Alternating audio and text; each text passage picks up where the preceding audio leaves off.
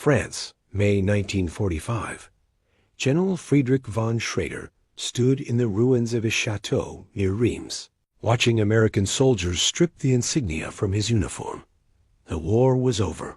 Germany had surrendered. He'd spent the past 72 hours preparing himself for what came next: interrogation, imprisonment, perhaps a military tribunal. He'd commanded the 47th Panzer Division through 3 years of fighting, and he knew what awaited officers of his rank. Yet when the American colonel entered the room, he didn't carry handcuffs or documents. He carried an invitation. General Matthew Ridgway, commander of the 18th Airborne Corps, requested the honor of General von Schrader's presence at dinner. That evening, 7 o'clock. Friedrich stared at the handwritten note, his hands trembling, unable to reconcile this civilized courtesy with everything he'd been taught to expect from his enemies. The chateau had survived the war better than most buildings in the region. Its stone walls still stood solid, though artillery had torn gaps in the roof and shattered half the windows. American engineers had set up a temporary headquarters in the main hall, and some soldier with an eye for detail had cleaned the dining room, set the long oak table with whatever dishes could be salvaged, and arranged chairs for a formal meal. Friedrich was led there by a young American lieutenant who spoke no German and made no attempt at conversation. The general's boots clicked on marble floors that had been swept clean of debris, and he noticed oil paintings still hanging on the walls, hunting scenes, pastoral landscapes, portraits of French nobility whose descendants had likely fled or died. The incongruity of it struck him. The world had been consumed by total war, cities reduced to rubble, millions dead, and here was a room prepared for civilized dining as though the past 6 years had never happened. General Ridgway stood when Friedrich entered. He was a compact man, younger than Friedrich by perhaps 10 years, with the bearing of someone who'd spent his entire adult life in uniform. His insignia marked him as a paratrooper, and Friedrich remembered intelligence reports about American airborne divisions. Tough, aggressive, unconventional in their thinking. General von Schrader, Ridgway said in careful German, gesturing to a chair. Please sit. I hope you don't mind that I've taken the liberty of arranging dinner. Friedrich remained standing, his military training at war with this surreal situation. General Ridgway, I must confess confusion. Am I a prisoner or a guest? Both, I suppose. Ridgway's expression was unreadable.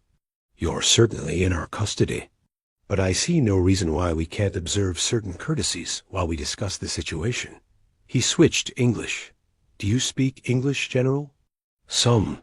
Friedrich's English was functional but heavily accented. I learned at university before the war. Then we'll manage. Please sit. Friedrich lowered himself into the chair, every instinct screaming that this was a trap, some psychological technique designed to extract information or confessions. Yet Ridgway's demeanor suggested nothing but genuine hospitality. The American general took his own seat and gestured to the lieutenant, who disappeared into what must have been the kitchen. I must apologize for the accommodations, Ridgway said. The chateau's wine cellar was looted before we arrived, and the china is rather mixed. But my staff has prepared what Untold is a reasonable meal. The absurdity of apologizing for inadequate china in the midst of civilization's collapse almost made Friedrich laugh. Almost. Instead, he studied the American across the table, trying to understand what game was being played. General Ridgway, may I ask why you've extended this invitation? Surely there are protocols for captured enemy officers. There are. Ridgway leaned back in his chair, and we'll follow them. But I've read the reports about your division's conduct during the retreat. General, your men fought hard but honorably. They didn't engage in reprisals against civilians. They treated our prisoners according to the Geneva Convention. And when you surrendered, you ensured your men laid down their arms without incident. He paused. That deserves recognition. The lieutenant returned with 2 other soldiers, all 3 carrying plates. They served the meal with surprising formality: roasted chicken, potatoes, vegetables that must have come from American field rations, bread that was only slightly stale, real coffee, not the ersatz chicory Friedrich had been drinking for 2 years. The smell of it was overwhelming, a reminder of peacetime and normalcy that seemed impossibly distant. I had heard, Friedrich said carefully, that Americans were less formal in their military traditions. Ridgway smiled slightly. We're informal about a lot of things. Saluting in combat zones, for instance, bad for morale when it helps snipers identify officers. But courtesy between professional soldiers? That's different. That's about recognizing that we're all caught up in something larger than ourselves. They ate in silence for several minutes. The food was better than anything Friedrich had tasted in months, and he found himself eating slowly, savoring each bite, aware that this might be his last decent meal for a very long time. Across the table, Ridgway ate with the methodical efficiency of someone accustomed to field conditions, never quite relaxing his military bearing. "Tell me about your family, General," Ridgway said suddenly. "If you don't mind." The question caught Friedrich off guard. "My family? Wife?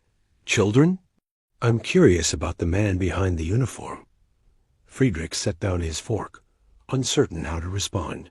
The propaganda had taught him that Americans were uncultured barbarians, interested only in material, wealth, and military domination. Yet this question suggested genuine human interest, a desire to see him as something more than an enemy officer. "My wife is Margaretti," he said slowly. "We've been married 23 years. 2 sons. Klaus is 21, serving in an infantry division in the East. Or he was. I haven't had word in 3 months."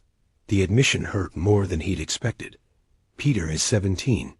Last I knew, he was in Berlin, part of the Home Defense Forces." Ridgway's expression sobered. "Berlin fell 3 weeks ago. The fighting there was—" "I know." Friedrich's voice was barely above a whisper. "I know what happened in Berlin." "My wife is back in the States," Ridgway offered. 2 daughters, 13 and 11. I haven't seen them in 18 months. He took a sip of coffee. "War is hardest on the families, I think. The waiting, and not knowing." They finished the meal in a silence that felt less hostile than contemplative. Friedrich found himself studying Ridgway with new eyes, seeing not just an enemy commander, but a father worried about his children, a husband separated from his wife, a man carrying the weight of command and the moral complexity of what they'd all been part of. When the plates were cleared, Ridgway produced a bottle from beneath the table cognac, somehow preserved or procured through the chaos of the advance. He poured 2 glasses without asking permission. "I want to discuss what comes next," Ridgway said, his tone shifting to something more official. "You understand that all German officers of general rank will be investigated. Your conduct during the war, your unit's actions, any involvement in activities that violated the conventions of warfare." "I understand." Friedrich's hands tightened around the cognac glass. "And I accept responsibility for everything my division did under my command.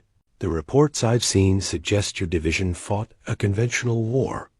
No reprisals, no involvement in partisan actions against civilians, no suspicious activities. Is that accurate?" "Yes." Friedrich met Ridgway's eyes directly. "I commanded a panzer division, General.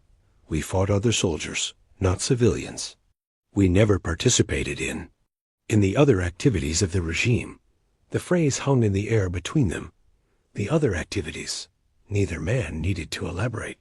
Both understood what was being left unsaid. "Were you aware of those activities?" Ridgway asked quietly. Friedrich felt the trap closing.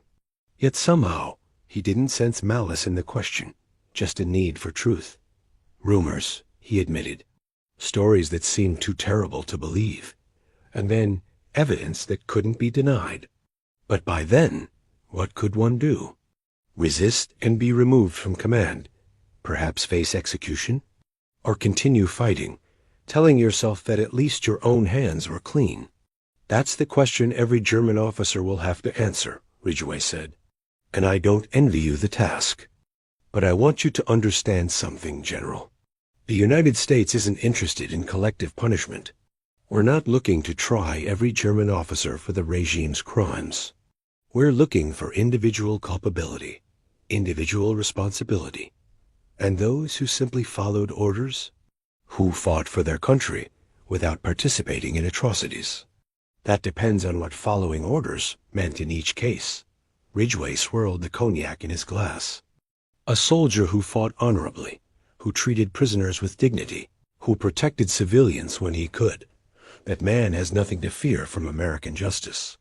But a man who participated in crimes, who used following orders as an excuse to commit acts he knew were wrong, that man will face consequences. Friedrich drank the cognac, feeling the burn in his throat. I appreciate your clarity, General. And I appreciate this. He gestured at the table, the remains of the meal. This civilized conversation. I had expected otherwise. What had you expected? Immediate imprisonment, harsh conditions, perhaps rough treatment. The propaganda told us Americans were vengeful, that they hated all of us without distinction. Ridgway smiled grimly. I imagine your propaganda told you a lot of things that weren't true, just as ours did. But there's a difference between propaganda and reality, between what governments tell soldiers and what soldiers actually believe. He refilled both glasses. I don't hate you, General. I don't even know you. But I fought your army for 2 years, lost good men to your artillery and your tanks, and I won't pretend it doesn't create some hard feelings. Yet you invited me to dinner, because you're not the regime. You're a professional soldier who happened to serve a regime that turned monstrous. And I believe in distinguishing between the two, between the men who committed crimes and the men who simply tried to do their duty as they understood it. The conversation continued late into the evening. They discussed tactics and strategy, the campaign in Italy, where both had fought at different times, the technical specifications of German and American tanks. They talked about leadership, about the burden of sending men into combat, about the moral weight of command decisions. And gradually, Friedrich began to understand what was happening. This wasn't just courtesy between officers. It was something more profound, an attempt to re-establish the bonds of professional military culture that the war had strained but not completely broken. Ridgway was demonstrating, through actions rather than words, that the rules of civilized warfare still meant something. That even in defeat, a soldier who'd conducted himself honorably could expect to be treated with dignity. Tell me, Friedrich said as midnight approached, why did you really arrange this dinner? The true reason.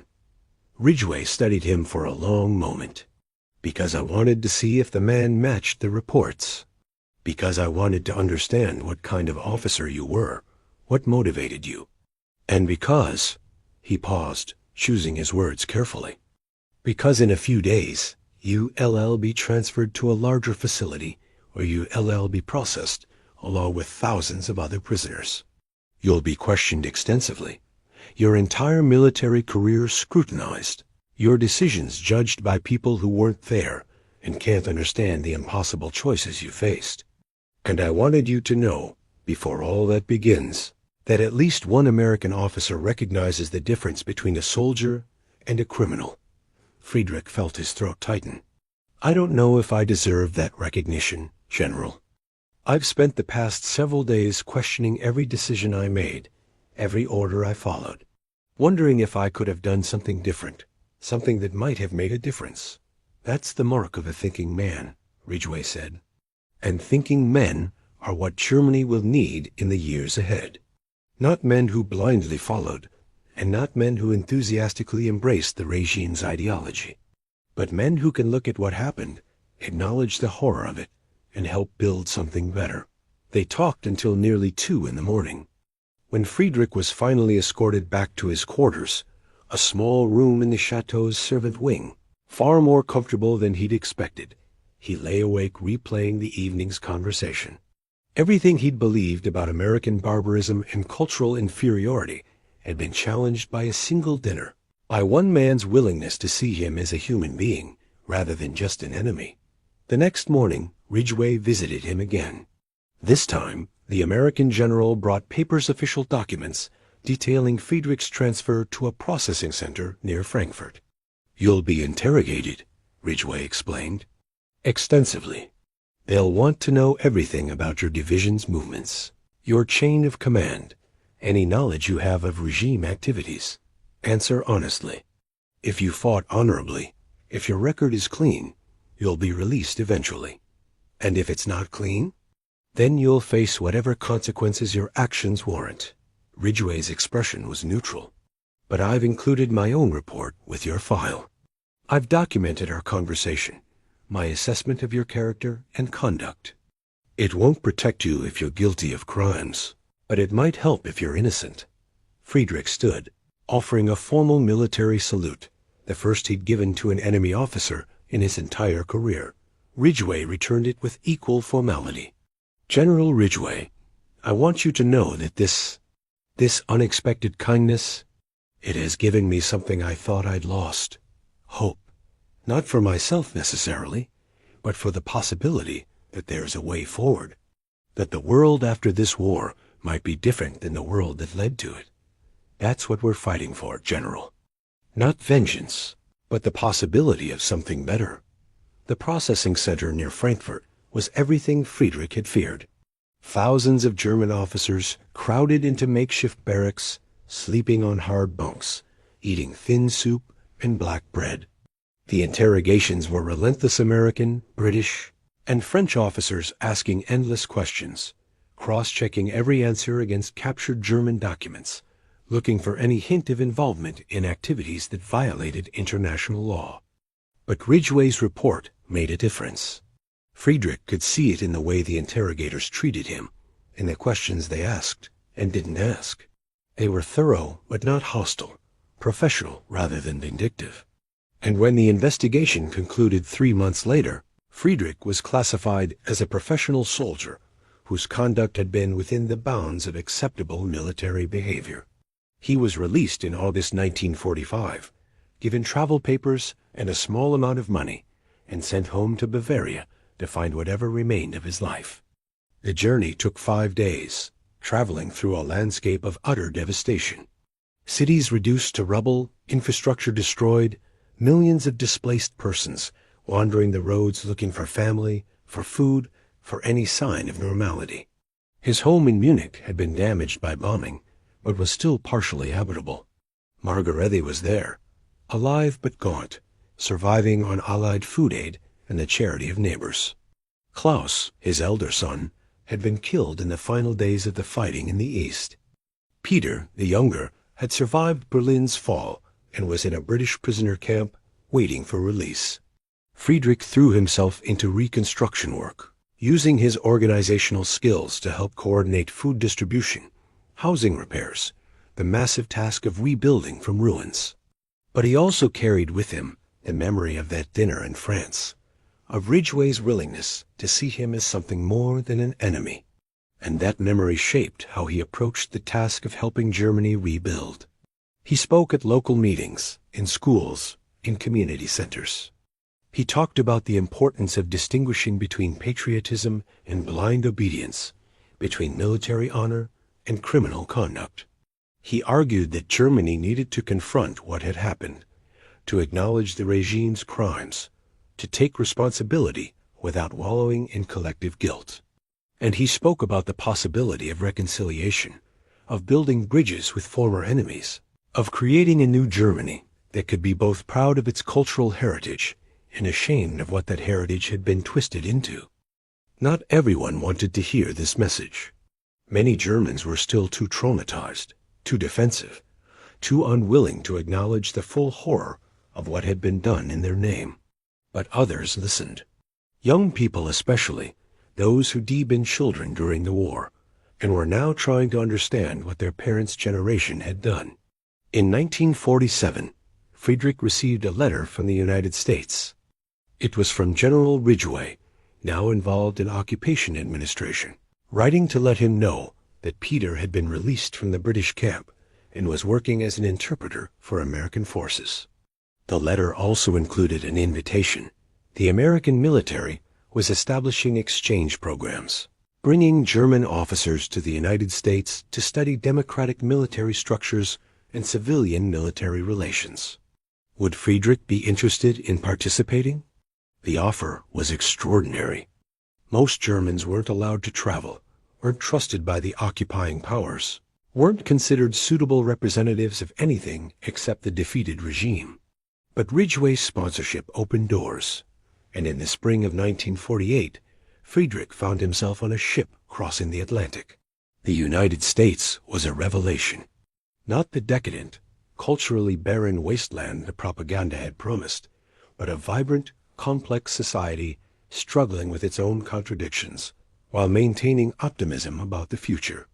Friedrich spent 3 months visiting American military installations, attending lectures at West Point, meeting with officers who'd fought against him and were now willing to share their knowledge and experience. He also visited General Ridgway at his home in Virginia. The family dinner was warm and welcoming. Ridgway's wife was gracious, his daughters curious about this German general who'd been their father's enemy. They ate pot roast and talked about music and literature, about the challenges of rebuilding Europe, about the emerging tensions between the Western powers and the Soviet Union. "You were right," Friedrich told Ridgway during a quiet moment after dinner. "That evening in France, when you said the difference between soldiers and criminals mattered, you were right. And more than that, you helped me understand that the world doesn't have to be divided into absolute categories. That former enemies can become, if not friends, then at least colleagues working toward common goals." Ridgway nodded slowly. "That's the experiment we're all part of now. Whether we can transcend the hatreds and divisions of the war, whether we can build something better. I don't know if it will work, but I know we have to try." Friedrich returned to Germany with a renewed sense of purpose. He became involved in the early stages of what would become the Bundeswehr, the new German military, being carefully constructed under Allied supervision. He taught at military academies, helping to instill a new understanding of the soldiers' as role in a democratic society. That military honor wasn't about blind obedience, but about moral judgment. Loyalty had to be to human dignity and international law, not to any particular government or ideology. He also maintained correspondence with Ridgway and other American officers he'd met. These letters became a kind of ongoing dialogue about military ethics, about the lessons of the war, about how to prevent future generations from making the same mistakes. And gradually, these conversations expanded beyond just military matters to encompass larger questions about reconciliation, about how former enemies could build trust, about the practical mechanisms of creating peace. In 1952, Friedrich was invited to speak at a conference in Paris about post-war military reconstruction.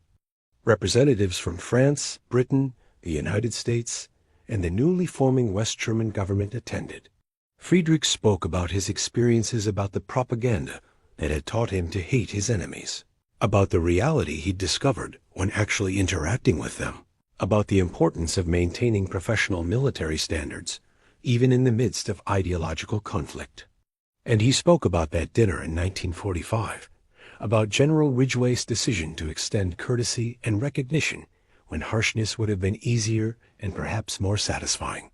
That single evening, Friedrich told the assembled officers and diplomats, did more to defeat the ideology I'd been taught than all the military victories that preceded it, because it demonstrated that the propaganda was false, that Americans weren't barbaric enemies, but civilized people capable of distinguishing between individuals and ideologies. And that distinction, that willingness to see the human being behind the uniform, is what makes reconciliation possible. The conference was a success, leading to expanded military exchanges and the establishment of formal frameworks for cooperation between German and Allied forces.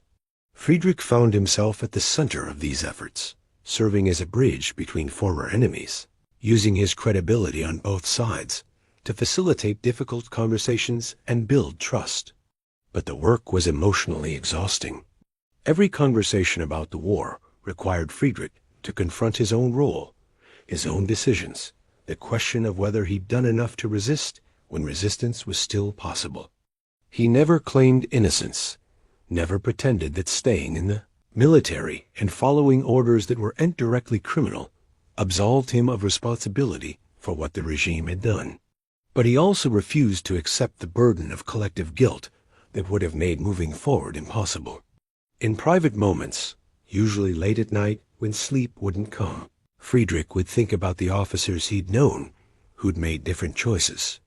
Some had actively participated in the regime's crimes and were now serving long prison sentences or had met their end in post-war tribunals. Others had resisted and paid with their lives. And many, like Friedrich, had tried to navigate an impossible middle path, staying in their positions while attempting to maintain personal honor in a dishonorable system. Were any of them right? Was there a right choice in situations where every option led to moral compromise? Friedrich never found satisfying answers to these questions. But he came to believe that the important thing wasn't whether he'd made the perfect choice, because no perfect choice had existed, but whether he was willing to confront the consequences of his choices and work to build something better. By the mid-1950s, Friedrich had become a respected figure in German military circles and in the broader European security community. He served as an advisor to the emerging NATO structure, helping to integrate German forces into the Western defense system, while ensuring that the new German military maintained strict democratic oversight and adherence to international law. He also worked with educational institutions, helping to develop curriculum that would teach young Germans about the war without either glorifying it or treating it as an inexplicable aberration. The goal was to help the next generation understand how a civilized nation could descend into barbarism, what warning signs to watch for, what resistance was possible, even in impossible circumstances. General Ridgway, meanwhile, had risen to become Supreme Allied Commander in Europe, then Army Chief of Staff. The two men saw each other occasionally at NATO meetings and conferences, and their professional relationship had deepened into genuine friendship, not one that ignored their history as enemies, but one that acknowledged it honestly while working together toward shared goals. In 1958, Friedrich was invited to a ceremony at West Point, honoring officers who'd contributed to post-war reconciliation. Standing in the Academy's Great Hall, surrounded by American cadets and fellow honorees from various nations, Friedrich felt the full weight of the journey he'd traveled from German general, expecting harsh treatment to respected participant in the construction of a new European order. When he rose to accept the honor, Friedrich spoke briefly about that dinner in 1945.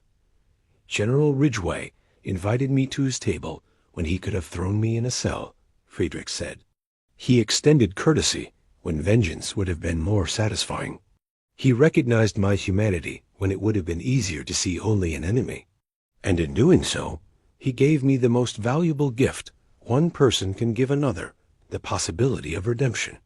Not redemption from criminal acts, which I did not commit, but redemption from the broader complicity of having served a criminal regime.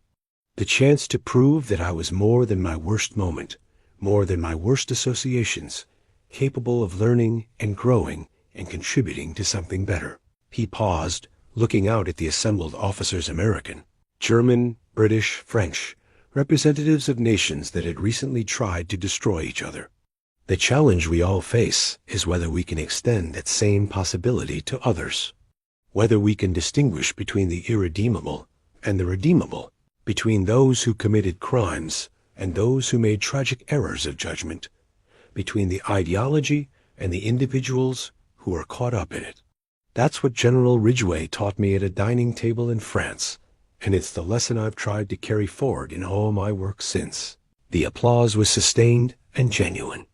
Afterward, dozens of officers approached Friedrich, some to share their own stories of unexpected kindness from former enemies, others to ask questions about how to bridge the divides that still existed despite years of reconstruction, still others simply to shake hands with a man who'd become a symbol of reconciliation. Ridgway found him later in a quiet corner of the reception. The American general had aged, his hair white now, his face deeply lined, but his bearing remained ramrod straight, his eyes still sharp. "You've come a long way from that evening in the chateau," Ridgway observed. "We both have.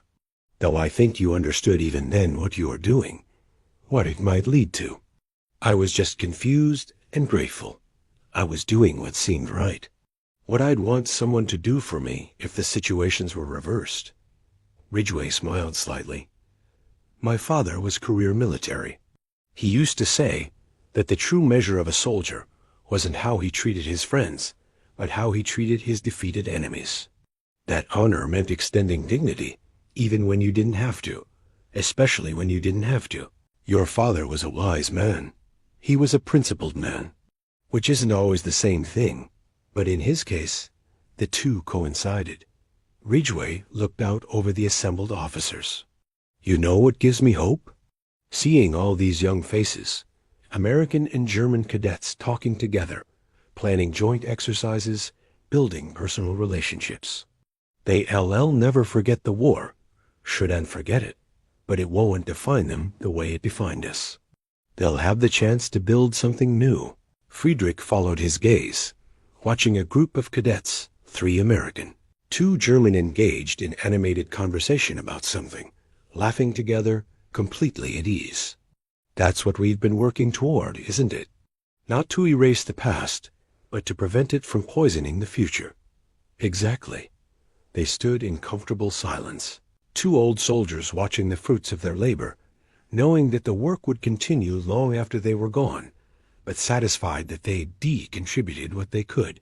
Friedrich returned to Germany with a renewed sense that the effort had been worthwhile.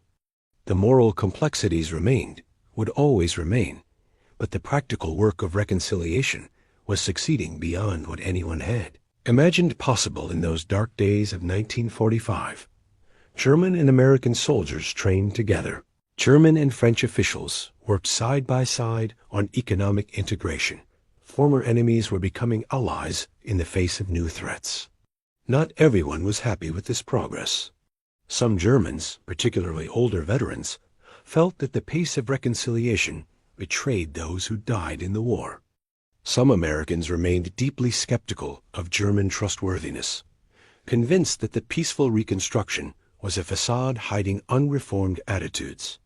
And the divisions of the Cold War sometimes threatened to undermine the fragile trust being built in Western Europe. But Friedrich persisted.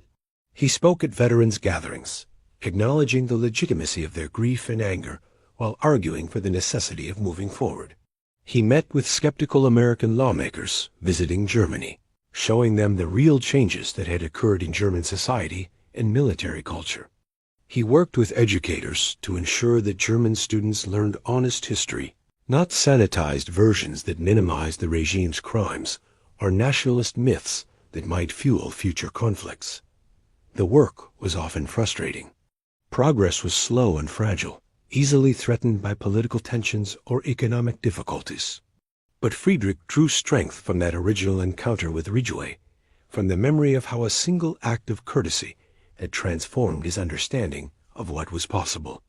In 1962, Friedrich published a memoir titled From Enemy to Ally, A German General's Journey. The book was controversial in both Germany and the United States. Some German critics accused him of being too sympathetic to the Allied perspective, of minimizing German suffering, of betraying his comrades.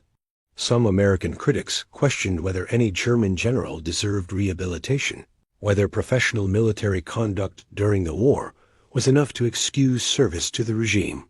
But the book found a wide audience among those interested in reconciliation, in understanding how former enemies could build lasting peace.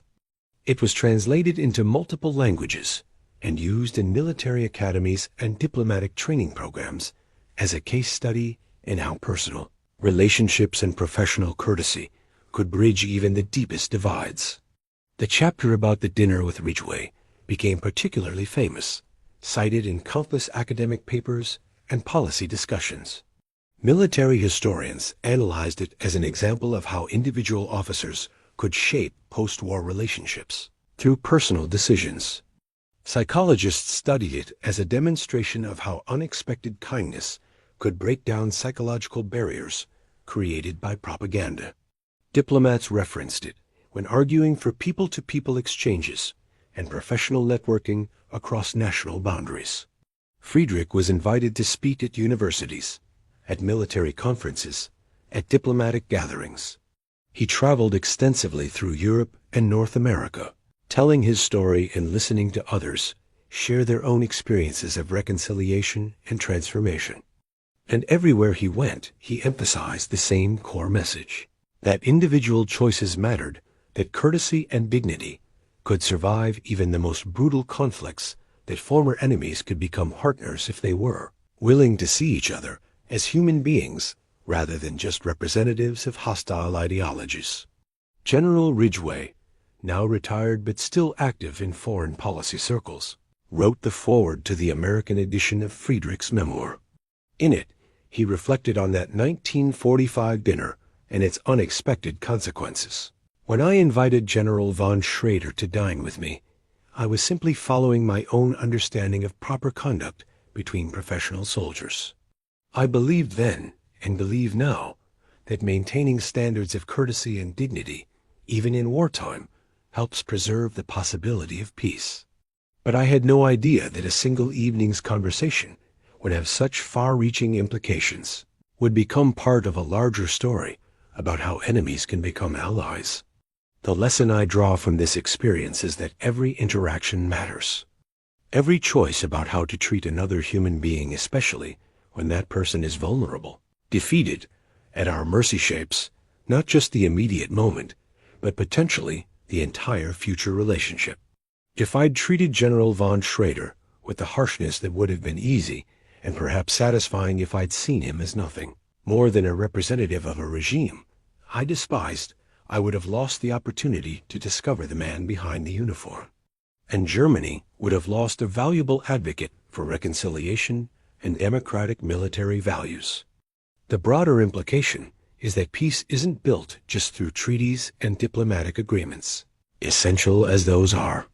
Peace is built through thousands of individual decisions to extend dignity rather than vindictiveness, to see complexity rather than simple categories, to believe in the possibility of redemption and transformation.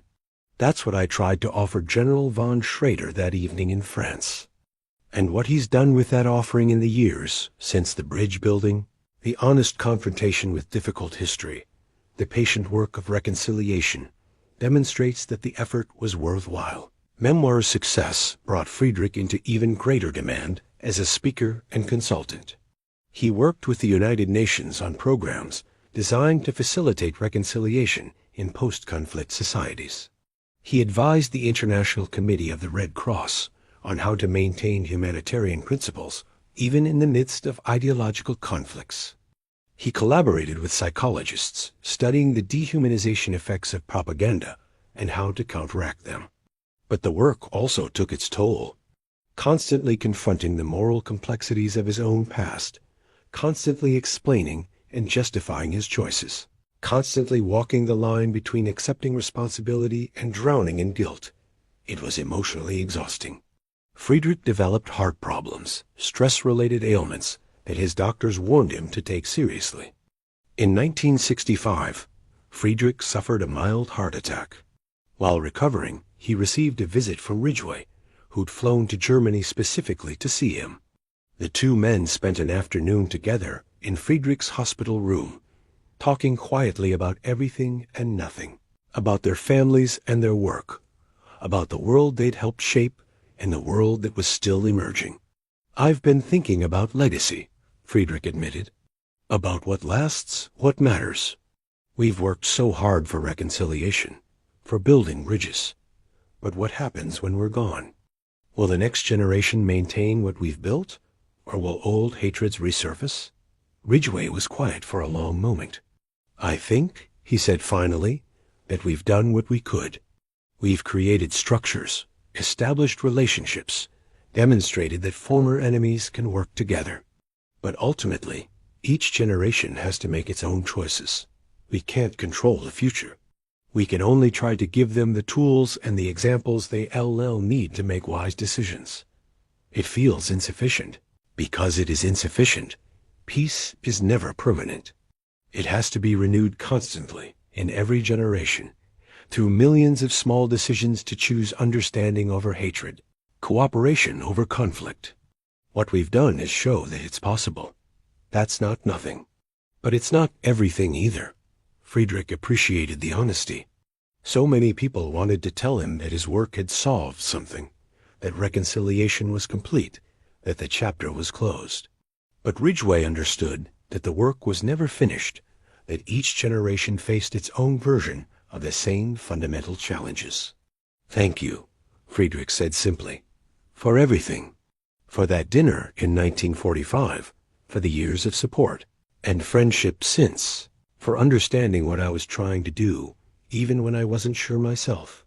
Thank you for being willing to take the risk, for accepting the invitation, for being open to transformation, for doing the hard work of confronting difficult truths about yourself and your country.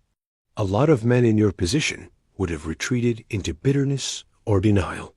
You chose a harder path." They shook hands, and Ridgway departed. It would be their last meeting. Friedrich recovered from the heart attack, but never regained his full strength. He continued working, but at a reduced pace, focusing his energy on writing and mentoring younger officers, rather than the exhausting travel schedule he'd maintained. In 1968, Friedrich attended a ceremony in Berlin, marking the 20th anniversary of the Berlin airlift. The event brought together German and American veterans who participated in that remarkable demonstration of former enemies becoming partners. Friedrich spoke briefly about how the airlift had represented the same principles that Ridgway had demonstrated at that dinner, that even after devastating conflict, there was a possibility of cooperation, that former enemies could work together toward shared goals. Standing there in Berlin, in a city that had been divided by the Cold War, but remained a symbol of both conflict and reconciliation, Friedrich felt the weight of history pressing down. 23 years since the war's end. Almost a quarter century of reconstruction, of bridge building, of patient effort to create something better from the ruins. And while the work was far from complete, Berlin's division was itself evidence of that. The progress was undeniable. General Ridgway attended that Berlin ceremony as well, and the two men had a final conversation in a quiet moment away from the official events. They talked about their children. Ridgway's daughters were grown now, starting families of their own. Friedrich's son Peter was working as a translator at the UN, carrying forward his father's commitment to international cooperation. "Your son is doing important work," Ridgway observed. "He learned from both of us, I think. From me about the importance of confronting difficult truths, from his experiences with American forces about the possibility of cooperation across national boundaries." Friedrich smiled. "He told me once that he sees his work as continuing what we started, making sure the next generation doesn't repeat our mistakes. That's all any parent can hope for, that their children build on what was good and avoid repeating what was bad." They stood together watching the ceremony, two old soldiers who traveled an unlikely journey from enemies to friends, from opposite sides of a devastating conflict to partners in building peace. Neither spoke, but both understood the significance of the moment, the way personal relationships had contributed to larger historical transformations. Friedrich von Schrader died in 1972, at age 73, of heart failure. His funeral was attended by hundreds of German veterans and government officials, American military officers and diplomats, French and British representatives, colleagues from the UN and NATO, students whose lives he'd touched through his teaching and mentoring. General Ridgway delivered one of the eulogies, speaking about that first encounter in 1945 and the remarkable journey that had followed. "When I invited General von Schrader to dinner," Ridgway said, "I was making a simple choice based on my understanding of military honor. I had no idea I was beginning a friendship that would last nearly 3 decades, or that our relationship would become part of a larger story about reconciliation and transformation. But that's how history works, through individual choices that seem small in the moment, but ripple outward in ways we can't predict. General von Schrader faced impossible choices during the war. He served a criminal regime while trying to maintain personal honor. He commanded soldiers in a conflict that served terrible purposes. And after the war, he had to confront those contradictions, to acknowledge complicity without surrendering to despair, to accept responsibility while still believing in the possibility of redemption. Not everyone makes that journey successfully. Many retreat into bitterness or denial. Many refuse to confront the moral complexities of their past. But Friedrich chose the harder, path-honest confrontation with difficult truths, patient work toward reconciliation, commitment to building something better. And in doing so, he helped create the foundation for lasting peace between our nations. The lesson of Friedrich's life isn't that we can erase the past or avoid moral responsibility for our choices. The lesson is that even after profound moral failure, individual or collective, there remains the possibility of meaningful change, of contributing to something better.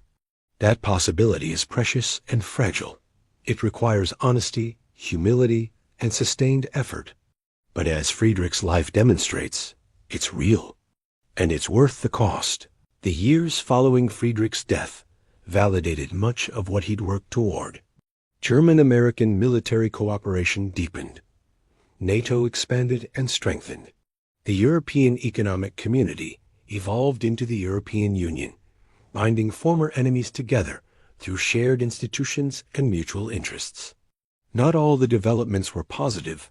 The Cold War tensions, regional conflicts, persistent economic problems. But the foundation of reconciliation that Friedrich and officers like him had helped build proved durable. Friedrich's memoir remained in print, used in military academies and diplomatic training programs around the world.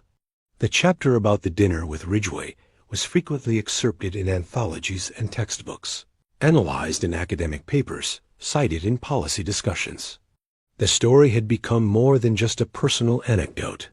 It had become a parable about the possibility of transcending hatred, about how individual choices could contribute to historical transformation.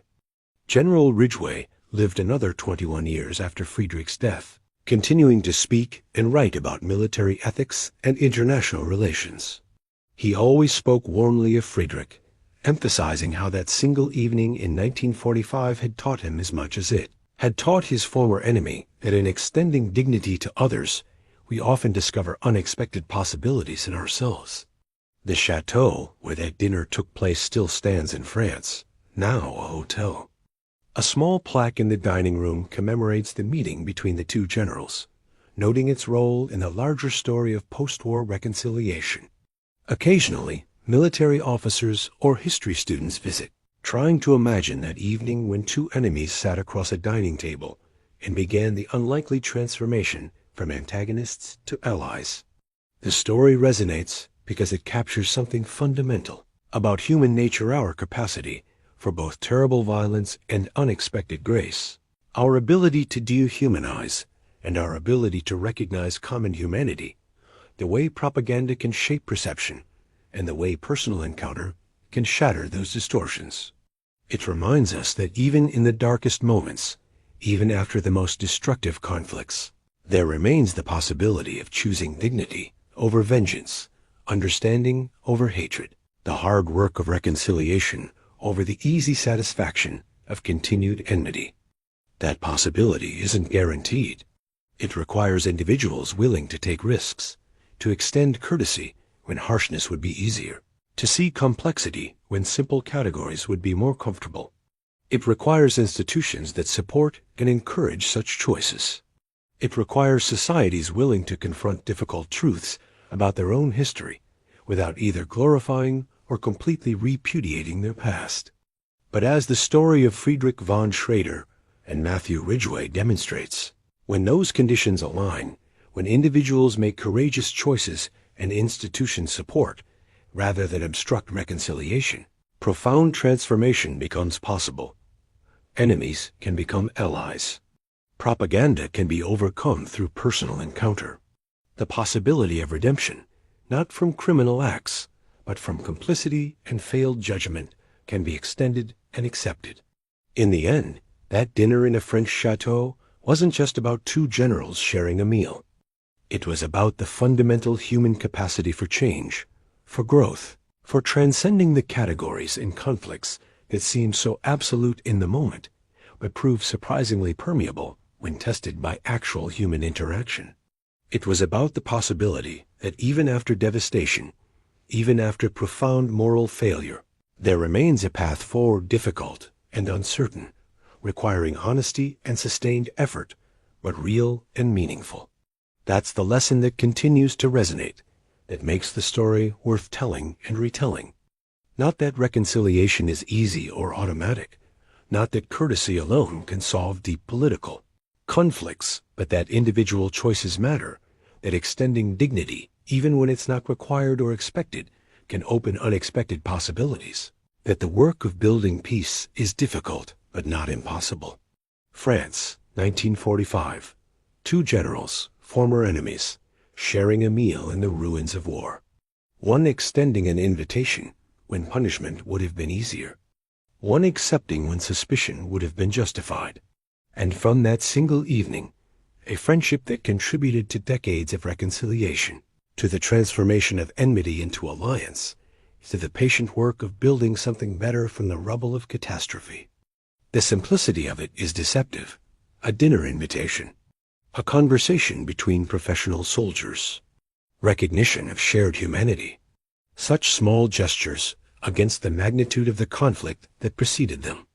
Yet sometimes the small gestures matter most, precisely because they demonstrate that even after everything, after years of warfare, after millions of deaths, after the revelation of unimaginable atrocities, there remains a core of human decency that survives, that can be called upon, that can serve as the foundation for rebuilding what was destroyed. That's the true legacy of that evening. Not just the specific friendship between two men, not just the particular contribution they made to German-American reconciliation, but the broader demonstration that such reconciliation was possible at all. That former enemies could sit across a table, could speak honestly about their experiences, could recognize each other's humanity without forgetting or excusing the conflict that divided them. And that possibility, fragile and hard one, remains the foundation of the peace that was built from the ruins of 1945. A peace that required millions of small acts of courage and courtesy, but that began in one small way, in one French chateau, at one dinner table with an American general's decision to invite his enemy to share a meal.